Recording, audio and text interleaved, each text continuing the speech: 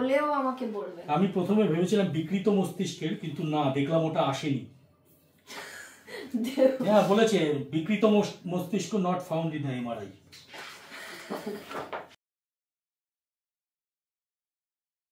যতই জিনিসপত্র থাক, কিন্তু কোথাও যেতে হলে দেখবে জিনিস কেনাকাটা না করলে কিন্তু হয়ই না। আমার ক্ষেত্রে তো এরকমই হয়, জানি না তোমাদের ক্ষেত্রেও সেম একই কিনা। এখন আমি চলে এসেছি কিছু কেনাকাটা করতে, যদিও এইরকম ধরনের প্যান্টগুলো আমার নেই, তবে যেহেতু এয়ারপোর্টে যাব আর ঠান্ডার সময় ওই জিন্স টাইপের প্যান্টগুলো আছে, তারপরেও টুকিটাকি কেনার জন্য চলে এসেছি। আরশির জন্য কিছু কিছু কেনাকাটা করব, আর আমিও টুকটাক কিছু কেনাকাটা করব। তোমাদের দাদাভাই আবার ভদ্রলোক, তিনি আবার এখান থেকে কেনাকাটা করেন না, তিনি আবার বাইরের থেকে কিছু কিছু জিনিস কেনাকাটা করে নিয়ে আসেন, তো সেইগুলো দিয়েই চলে যায় আর কি। কেনাকাটা যত সব হচ্ছে মহিলাদের, মানে আমাদের। এই প্যান্টগুলো মোটামুটি 300 টাকা করে দাম ছিল, তো আমি ভীষণই কনফিউজড ছিলাম যে একটা নেব না দুটো নেব। অনেকক্ষণ ধরে দুটো নিয়ে ঘোরাঘুরি করছিলাম, তবে একটা আবার গ্রিন কালারটাই আমার বেশি পছন্দ হয়েছে। তারপর তোমাদের দাদাভাই আবার বলছে গ্রিন কালারটার থেকে ওইটা বেশি ভালো, তবে এইটা আবার এম সাইজ আর আগেরটা ছিল হচ্ছে এল সাইজ, তবে এল সাইজটাই আমার মনে হয় একটু পারফেক্ট হবে।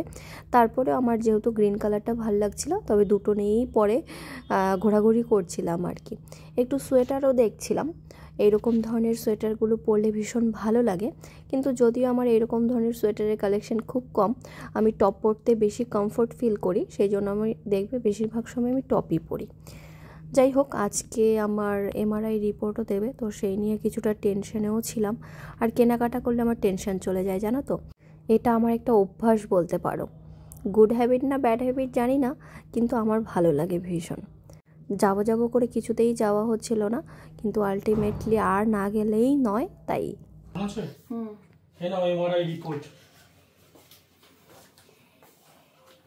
যেটা নিয়ে আমি ভীষণ ভীষণ ভীষণ কি বললো ডাক্তার, কি বললো? ডাক্তার তো দেয়নি, দিয়েছে তো সেগুলো রিসেপশনিস্ট গুলো। ওরা কি, ওরা ডাক্তার নাকি, ওরা কি বুঝবে? তাও জিজ্ঞাসা করলে তো বলে যে রিপোর্ট খারাপ আছে কি ভালো আছে, জিজ্ঞাসাই করনি। যে ট্রেনের টিকিট দেয়, যে ট্রেন চালায়, সে এখনো। আমার ঠান্ডা লাগছে।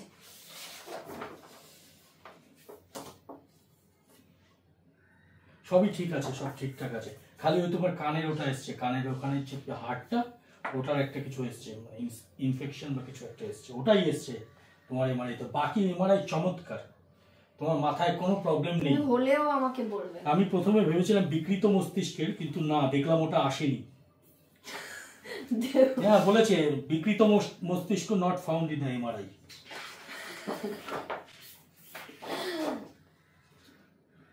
বাবা, এই যে কি মারাত্মক কঠিন অভিজ্ঞতা, কি বলবো। এটা হচ্ছে তোমার মাথা, এটা না পুরো এই এক একটা ছবি, এই যে দেখতে পাচ্ছ তোমরা, এক একটা ছবির মধ্যে মানে আমাকে যে চাবিয়ে চাবিয়ে খেয়েছে সেগুলো এসছে একটু একটু। আমি মায়ের যখন এমআরআই করাতে নিয়ে গেছিলাম, এগুলো আমরা বুঝবো না, ডক্টরই বুঝবে, জেনিতে নিয়ে গেছিলাম, ঠিক এইরকমই সিচুয়েশনটা ছিল যে কিছু হয়নি, কিছু হবে না, এরকম করে করে। তোমরা বুঝেছো? এই যে মাথার ছবিটা দেখতে পাচ্ছ, এই মাথার মধ্যে আমাকে পটানোর জন্য যত বুদ্ধি এঁটেছিল সব, প্রথমে পাত্তা দেয়নি, এখানে সব রয়েছে, একদম ডিটেলস রয়েছে। এই যে মাথা কোথায় বলো তো, এই যে এই জায়গাটায় রয়েছে, এই যে বুদ্ধিটা, আমাকে খেলতে যেতে দেবে না যে ষড়যন্ত্র। এক মিনিট, আমাকে খেলতে যেতে দেবে না যে ষড়যন্ত্রটা ঘোরে মাথায়, সেটা হচ্ছে এই জায়গা, এই ঠিক এই জায়গাটাতে। এটা ঘাড়, এটা হচ্ছে মস্তিষ্ক। আমার আরেকজন উল্টো ধরে আমাকে জ্ঞান দিচ্ছে। আজকে যাবো ডাক্তারের কাছে, দেখি ডাক্তার কি বলে। না, কোনো প্রবলেম তো বেরোয়নি। আমার ভয় লাগছে। তোমার তো ভয় লাগবেই। এবার রিপোর্টটা দেখে গুগল মারো, তোমার তো আবার অভ্যেস আছে। আমি মায়ের যখন করিয়েছিলাম তখন মানে ওই আছে না যে ওইটার ব্যাপারে জানার জন্য যে ওটা কি ট্রিটমেন্ট হয়, কিভাবে হয়, ওটা শুধু মানে একটু পরপর সার্চ করতাম আর ওকে বলতাম যে জানো তো এরকম এরকম দেখাচ্ছে, এটা এটা হয়েছে, তো সেটা কিছু নেই, ঠিক আছে, শুধু তোমার এই কানের ওটা তো ডাক্তারও বলেছে, সেটাই এসছে।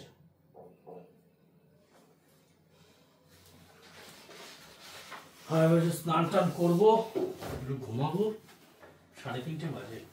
আমরা যেহেতু ডক্টরকে বলেছিলাম যে মায়ের এরকম ধরনের একটা কেস আছে, আর আমারও যেহেতু 2 দিন পর পরই মাথা যন্ত্রণা হয়, সেই জন্য ডাক্তার বলল একটা এমআরআই করে নিতে, সেই জন্যই মেনলি এমআরআইটা করানো হয়েছে। তো আজকে কটার সময় অ্যাপয়েন্টমেন্ট? 6টায়। 6টায় হলে তো কটায় বেরো? 5টায় বেরোতো? 5:30, 5টা, 5:15 বেরোলে হয়। 6টা কোনো ব্যাপার না, আগে গেলেও প্রবলেম নেই, পরে গেলেও আঙ্কেল বললো ওরা আগে গেলেও দিয়ে দেবে, কারণ রিপোর্ট দেখবে তো, রিপোর্ট কোনো স্লট হয় না। প্রচুর প্রচুর পেশেন্ট হয়, মানে মোটামুটি বলতে পারো যে 150। আমরা যেদিন গেছি সেই দিনই আমাদের নাম্বার ছিল হচ্ছে 97 ছিল তো, আজকে 75, মানে মোটামুটি প্রচুর প্রচুর ইসে হয়। তো দেখা যাক কি হয় না হয়, ভয় লাগছে আমার। পুরো ফুল প্যাকেট হয়ে গেছি।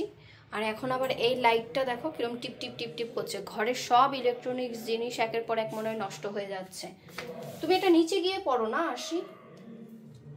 আরশিকেও পুরো ঢেকে নিলাম, কারণ বাইরে যা ঠান্ডার পরিস্থিতি, আর ঘুরতে যাওয়ার আগে যদি শরীর খারাপ হয়ে যায় যাওয়াই পুরো ক্যান্সেল হয়ে যাবে।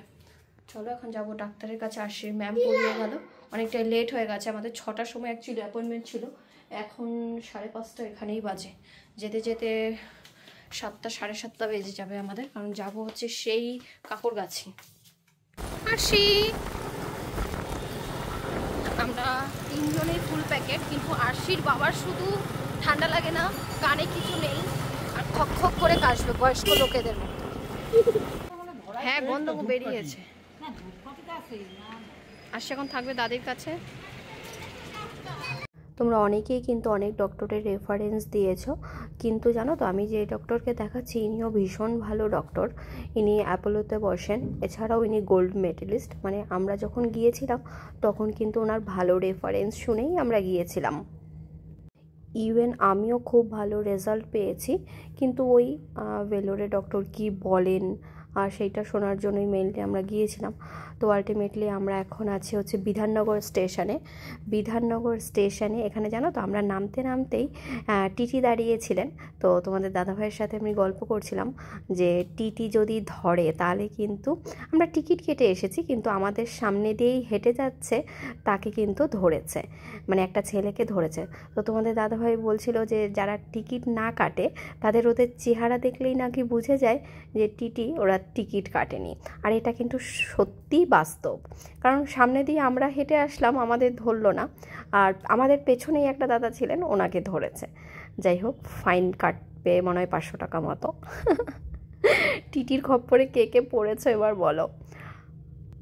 আমাদের এখানে কিন্তু অহরহে হয়ে থাকে, তবে আমি যখনই আমাদের সোদপুর আগরপাড়ায় গেলে সাধারণত টিকিট কাটা হয় না, কিন্তু তাছাড়া ধরো দূরে কোথাও গেলে সোদপুর আগরপাড়া ছাড়া শিয়ালদার দিকে গেলে বা অন্যান্য দিকে গেলে টিকিট কিন্তু আমি বরাবরই কেটে যাই।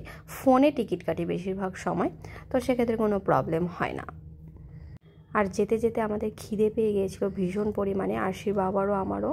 তো এখান থেকে একটু মুড়ি মাখা আর বাদাম মাখা খাচ্ছিলাম। তোমাদের দাদাভাই বাদাম মাখাটা ভীষণ পছন্দ করে, বরাবরই দেখেছি। তো এখান থেকে একটু বাদাম মাখা নিয়েছিলাম, যদিও বাদাম মাখাটা ভালো ছিল, কিন্তু ছোলা মাখা নিয়েছিল পরে খুচরো নেওয়ার জন্য, সেইটা আর ভালো হয়নি। একদম চলে এসেছি হচ্ছে কুন্ডু ফার্মেসির কাছাকাছি।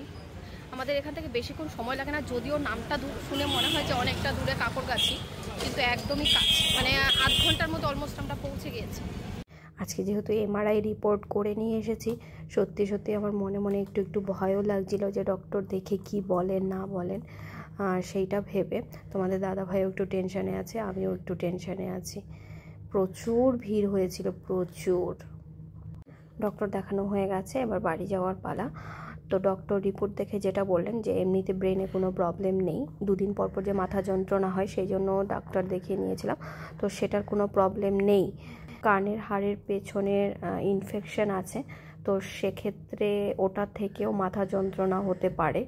চলো এবার বাড়ি ফেরার পালা। কি তাণ্ডব শুরু করেছে! ওর নাকি রুটি খেতে খেতে অভ্যাস হয়ে গেছে, ও আর ভাত খেতে পারবে না এখন রাতে, তাই আমাকে বলছে যেদিন ভাত হবে সেদিন রুটি খাবে, যেদিন রুটি হবে সেদিন আবার ভাত চাইবে। তোমার মতো প্যাক না। এই বাড়ি থেকে খাওয়া দাওয়া করে এখন যাব হচ্ছে ফ্ল্যাটের উদ্দেশ্যে, কারণ যাব যে ব্যাগপত্র কিচ্ছু গোছানো হয়নি, ব্যাগ ঠ্যাগ গুছিয়ে তারপরে তো বেরোতে হবে, নাহলে তো আর হবে না বলো। আর শীতের সময় ঘুরতে যাওয়ার সময় যা লাগেজ হয় সেটা একদম মাথা নষ্ট করার মতো। আর এই গেটটা পড়লে একদম উঠতে চায় না, 3টে 4টে 5টা ট্রেন চলে যায়, তারপরে গিয়ে গেট উঠবে। ভীষণ অস্বস্তি লেগে যায় যখন বেশি রাত হয়ে যায়। আর তোমাদের দাদাভাই কী করছে জানো, উইন্টার কালেকশন খুঁজছে। ফোনের এই কানটা এখন আওয়াজ হলো, ফোনের মধ্যে শুয়ে শুয়ে এখন উইন্টার কালেকশন দেখছে। তো বলছে যে হ্যাঁ হ্যাঁ এটাই আমি খুঁজছি। কালার দেখো তো কি আছে, তো একটা ইয়েলো কালার ছিল আর একটা হচ্ছে রেড কালার ছিল। এবার আমিও ভেবেছি, আমি বলছি এগুলো পরলে মোটা মোটা লাগে। এবার এই যে দেখি কি ওটার মধ্যে 18 মাস 22 মাস 2 বছর থেকে 4 বছর, কি বলবে বলো? একটা কাজ করছি এখানে, ভিডিও কোথা সময়। তুমি এইরকম কাজ করলে কেমন করে হবে?